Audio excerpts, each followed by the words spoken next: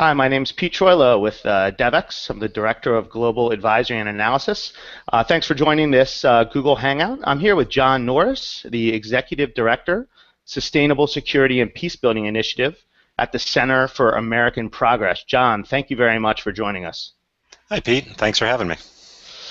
So, John, as some of the Devex audience probably knows, you were one of the authors of the 2012 report titled Engagement Amid Austerity. The report highlighted various areas of sort of dysfunction across the U.S. foreign affairs and development regime, but it also presented some ideas for transforming and improving American engagement with the rest of the world. In that report, I'd like to start with sort of more strategic ideas here. In that report, you used the term megatrends to describe some of the challenges and pressures facing America's engagement overseas. What are some of these mega trends shaping international development and foreign assistance today? How has our industry changed? Well, I think that there's a couple big ones that really deserve our attention. First, the locus of poverty, and particularly extreme poverty, has really changed. For years and years, development experts worked in stable, low-income countries, and that's where poverty primarily lived. Now we're seeing significant numbers of middle-income countries that still have big pockets of poverty, but more of their own resources to deal with it. And then we've got more than 40% of the extreme poor living in conflict-affected and fragile states. There's a lot more actors in the development field, private capital, remittances, other financial flows play a much greater role than they used to. So, I think there's very clear challenges for us, things like climate change, things like rapid urbanization, a real youth unemployment problem, but we have a lot more assets and a lot more tools to handle these problems. But I think to effectively handle them, we really have to shift our traditional approach. Now you say that a significant, and you use the term modernization, is really required from both a diplomacy and a development perspective. What are some of the most critical elements of this modernization? I mean, what needs to happen to improve? Well, I think probably the current that runs through all of the approaches that I'm suggesting is a sense that the United States has to appreciate that it's no longer the lone actor out there on the development field. It's not the 1950s anymore. We're not the only development actor in a country. There's literally scores of development agencies, bilateral agencies, multilateral agencies, private capital. We need to figure out what our comparative advantage is and really play to that role with real strength. And I think in a lot of ways that is better combining diplomacy and development together and being more selective in those cases that we choose to take on. Yeah, let me follow up on that selectivity because I know that was one of your recommendations in that report. Can you explain a little bit about the details, why it's important, and how might it be accomplished? And has there really been any progress in your opinion?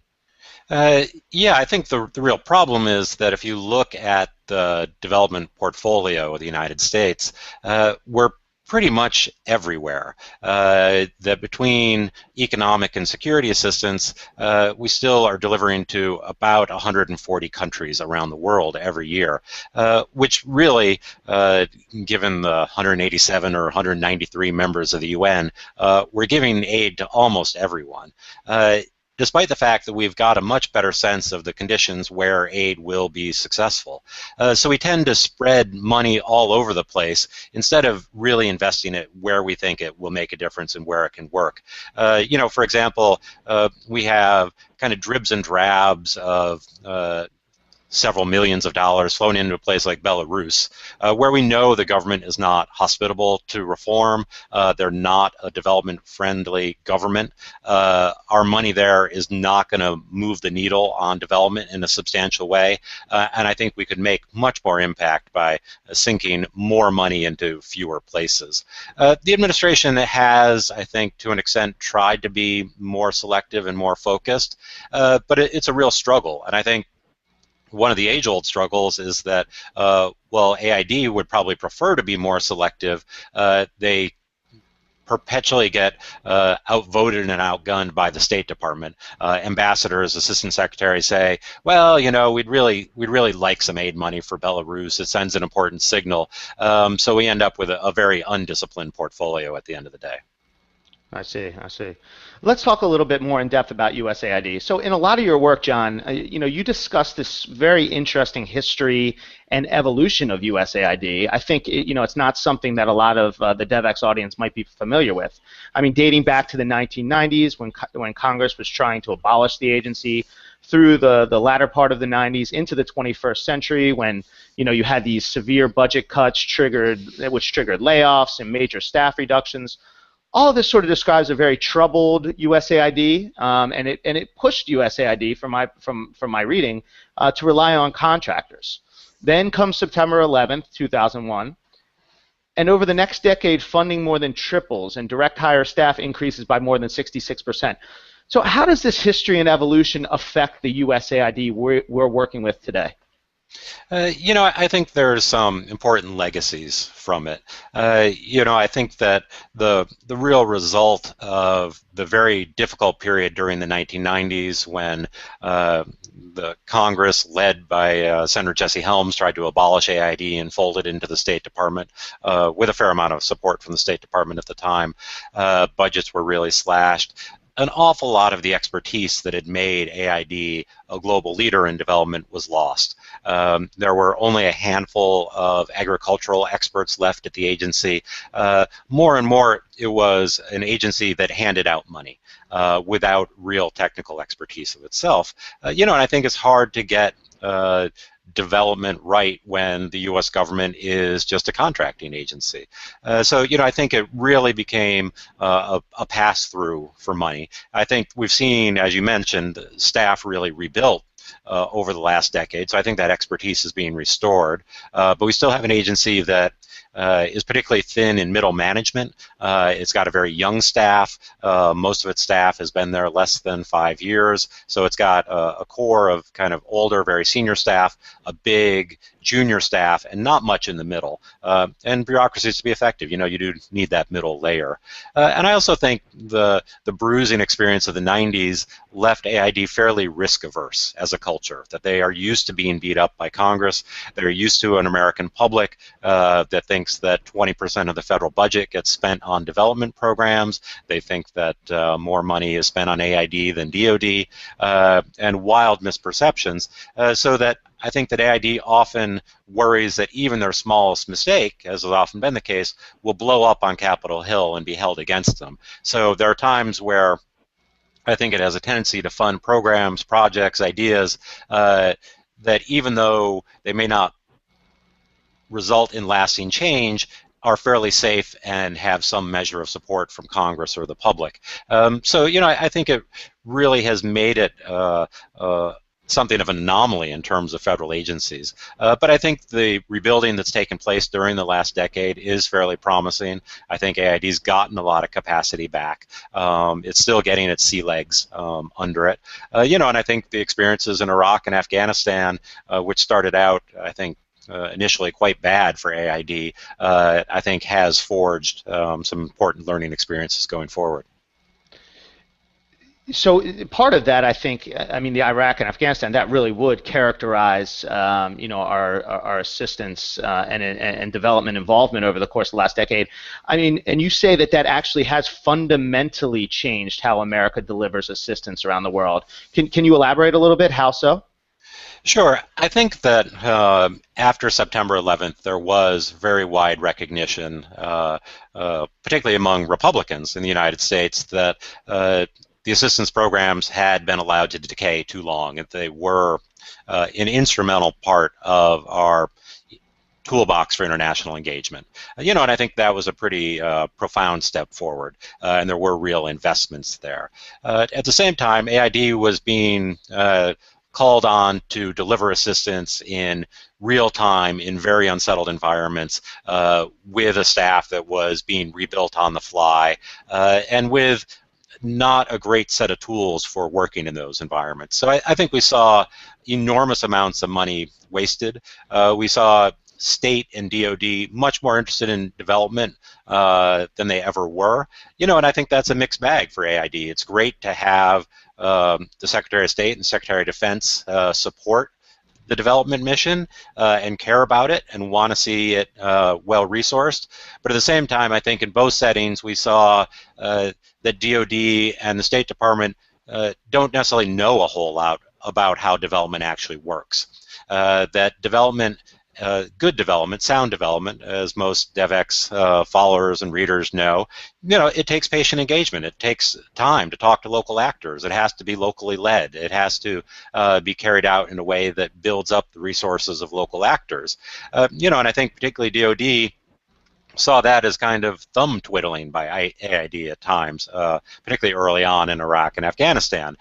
So they would go in and say, well, we can build a school and we can get it built in 2 weeks. And that's fine and well and good, but nobody would ask, was there a school here before? Who's going to maintain the school afterwards? Are teachers paid? Who will pay fees? Who will maintain it?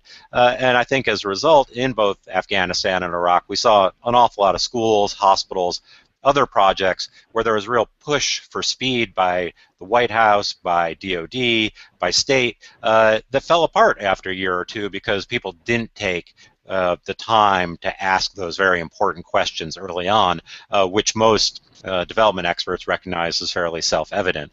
But I think over time, state and DoD have been more willing to listen to AID's input. I think AID has gotten better at balancing the concerns from other actors and have tried to figure out ways to work in post-conflict and transition settings that still allow them to work with some speed, but actually do make substantial investments in local capacity over time.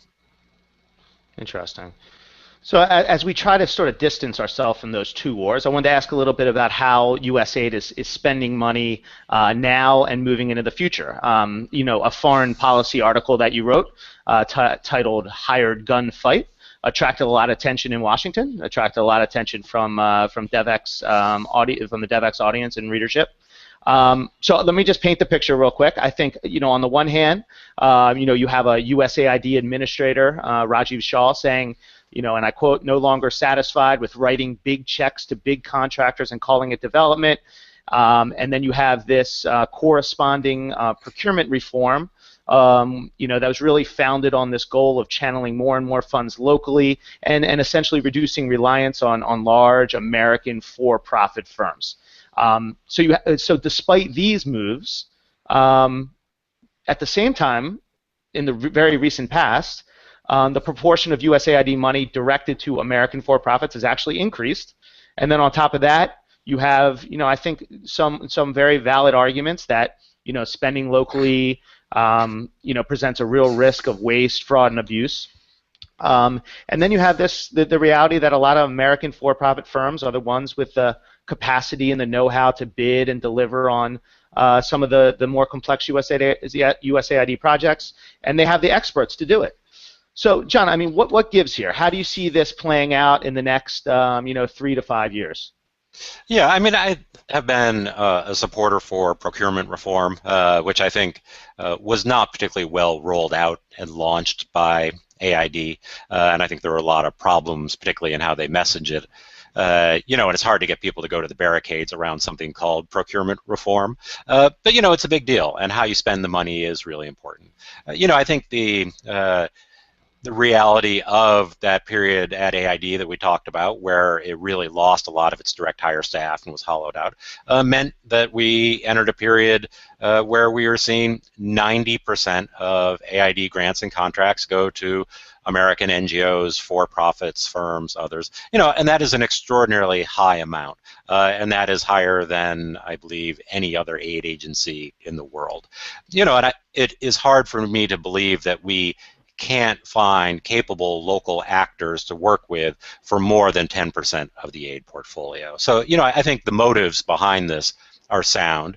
And I think at the end of the day, the ultimate goal of development is to build local capacity. And if we can't find local actors who could handle more than 10% of our aid portfolio, maybe we're not doing the right thing and maybe we're not in the right places. Because if indeed our local partners are so bereft of capacity that they could only be trusted with such a small portion of the portfolio, that probably suggests it's not a very likely environment for development to take hold over the long term. And obviously the idea of procurement reform is a big deal for NGOs and for for-profits inside the Beltway. One of the arguments we have seen is the concern about waste, fraud, and abuse. And that is a legitimate concern. Certainly, as we've seen from Afghanistan and Iraq, with some of the contracts there and some of the IG investigations, waste, fraud, and abuse is certainly not limited to our international partners. We've had some real problems with some large American for-profits and contracting and settlements that have gone into the tens of millions of dollars, which is probably more money than we'd see in local partners working with. And I think the other part, when you're talking about the waste, fraud, and abuse, yes, a proportion of spending towards local institutions will be misspent probably. But I think the other part that we don't talk about enough is that particularly the for-profit firms and the Beltway firms really do have very considerable overheads.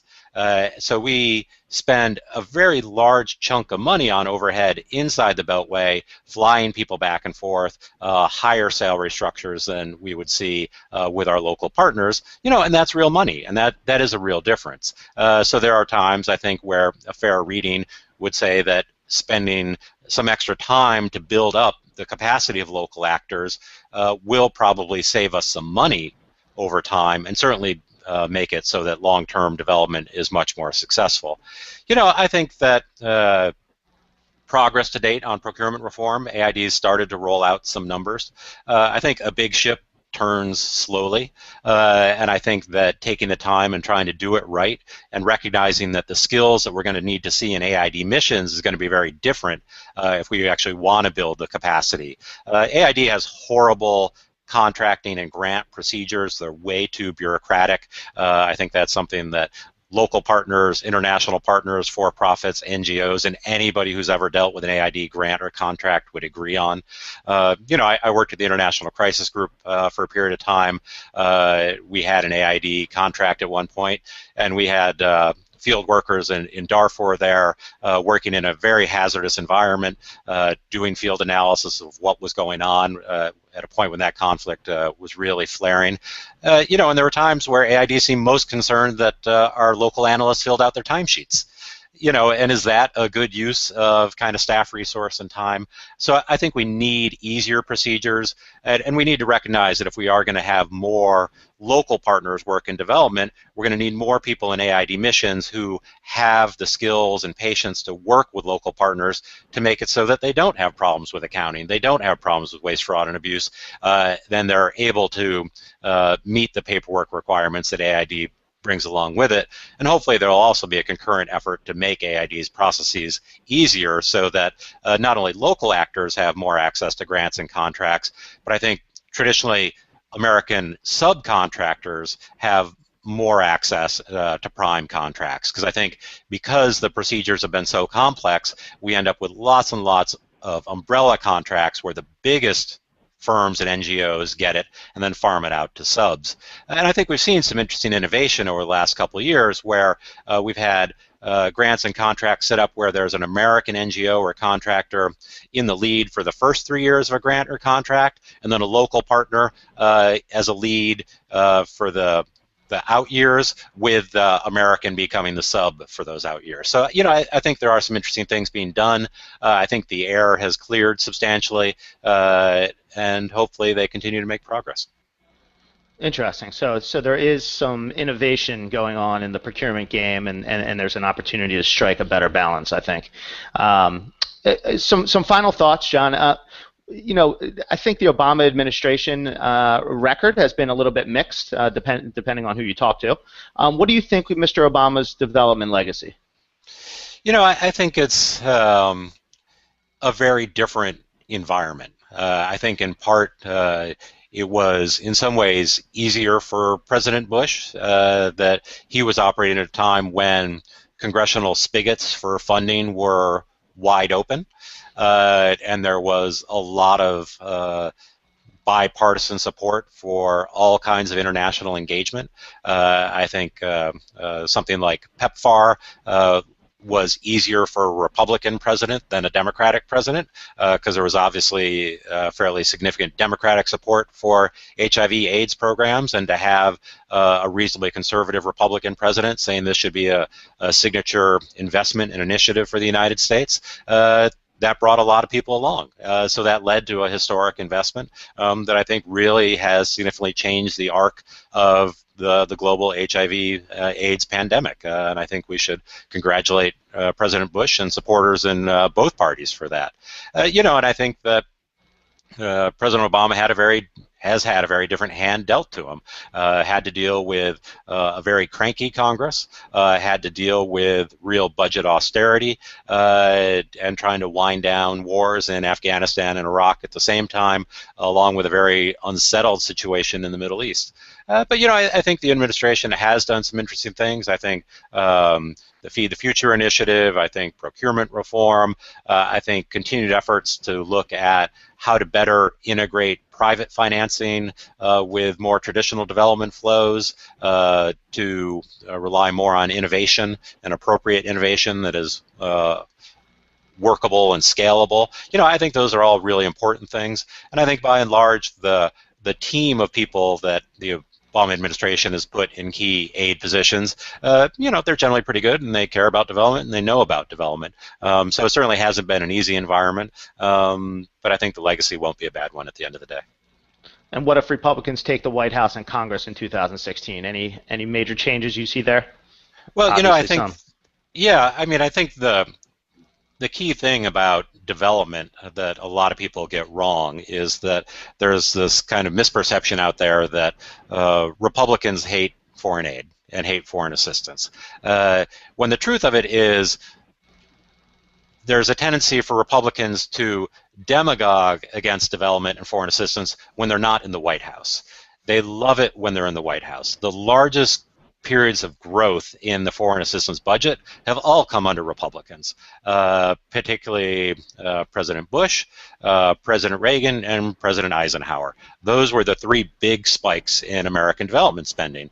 But when they're out of power, it's an easy thing to run against. It's an easy thing to play against those fears that it's a huge budget item, that this is all going to corrupt foreign autocrats. And I think that former Republican Congressman Tom DeLay said, it's hard for me to explain to constituents why we should spend this money on Ghana and not grandma. And I think that is something that we as development professionals have to deal with, have to make the case of why it's in the national interest. And I think we also have to be honest to ourselves about where development doesn't work. I think there's been a tendency, particularly with the Iraq and Afghanistan experiences, to kind of say, those weren't really true development cases. Those were places where we all kind of had to go because of the national interest, so it shouldn't really count against our record. But I think it does. And I think that by being more disciplined, recognizing things that don't work, and being disciplined about trying to change them really is fundamental to changing the American public opinion about development assistance. John, we'll have to leave it at that. Thank you so much for being with us and sharing your insights on American foreign aid and USAID. We appreciate it. Thanks, Pete. Always nice to chat.